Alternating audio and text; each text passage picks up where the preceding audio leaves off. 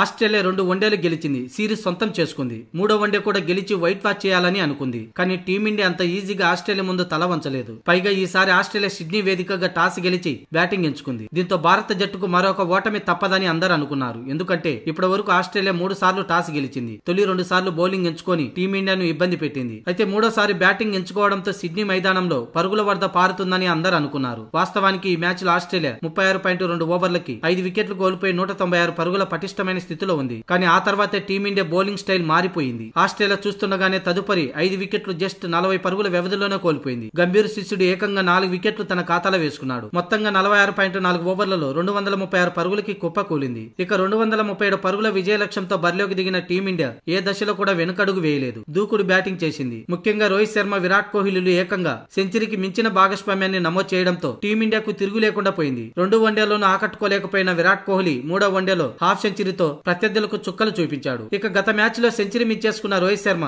ఈ మ్యాచ్ లో సెంచరీతో అదరగొట్టి ప్లేయర్ ఆఫ్ ది మ్యాచ్ తో పాటు player of the series award కూడా అందుకున్నాడు. మొత్తంగా ఈ ఇద్దరు ఫామ్ లోకి వస్తే ఎంతటి గొప్ప జట్టైనా సరే తల వంచాల్సింది. ఆస్ట్రేలియా కూడా అలాంటి అనుభవమే శనివారం ఎదురైంది. సొంత మైదానంలో ఆస్ట్రేలియా ప్లేయర్లపై రోహిత్ శర్మ, విరాట్ కోహ్లీ పైచేయి సాధించి అతి భారీ విజయాన్ని నమోదు చేశారు. ఇదే విషయంపై మ్యాచ్ అనంతరం ఆస్ట్రేలియా మాజీ కెప్టెన్ రికీ పాంటింగ్ స్పందించాడు. ముఖ్యంగా రోహిత్ శర్మ, విరాట్ కోహ్లీలు ఫామ్ లో ఉంటే ఎలాంటి జట్టుకైనా ప్రమాదమేనని ఈ సిరీస్ తొలి మ్యాచ్ జరిగాకనే చెప్పాను. తొలి మ్యాచ్ లో ఇద్దరు విఫలమైనప్పటికీ తదుపరి మ్యాచ్ లో వీళ్ళు క్రీజులో పాతుకుపోతే ఎలాంటి విధ్వంసం ఉంటుందో నేను ముందే ఊహించానని రికీ పాంటింగ్ చెప్పుకొచ్చాడు. అనుకున్నట్టుగానే 3వ వన్డేలో రెచ్చిపోయి ఆడారు. ప్రస్తుతం వరల్డ్ లోనే బెస్ట్ జోడీగా ఈ ఇద్దరు కెరీర్ చివరి దశకు చేరుకున్నప్పటికీ వారి అనుభవం టీమిండియాకు ప్రస్తుతం ఎంతో అవసరం ఉందని రికీ పాంటింగ్ చెప్పుకొచ్చాడు.